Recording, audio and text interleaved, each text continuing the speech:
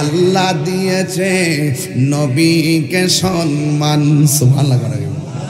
আল্লাহ দিয়েছে নবীকে সম্মান, তোমার হিংসাই হবে কি?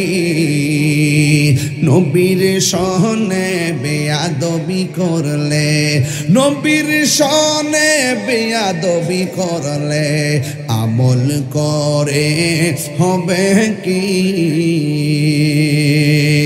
কোরআন হাদিস খুলে দেখো, নবীর উপরে কেহ নাই, নবীর কণ্ঠের চেয়ে কণ্ঠ। দলিল পাইছিনি? দলিল পাইছিনি?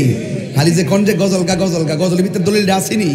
নবীর কণ্ঠের চেয়ে কণ্ঠ যদি কারো বেড়ে যায়, সব আমল বরবাদ হইবে তোমার, সব আমল বরবাদ হইবে তোমার। আমল করে হবে কি?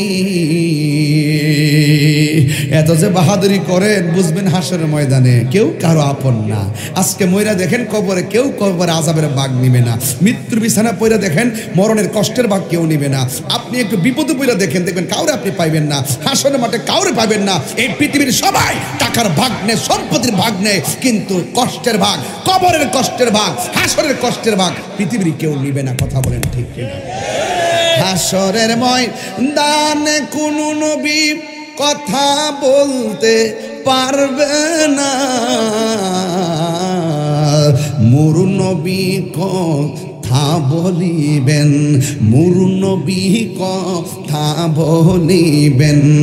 বুখারী শরীফ কইলা দেখো না, আল্লাহ দিয়েছে নবীকে সম্মান, আল্লাহ দিয়েছে নবীকে সম্মান, তোমার হিংসায় হবে কি? জোরে জোরে কি আল্লাহু আকবার বলা যাবে না?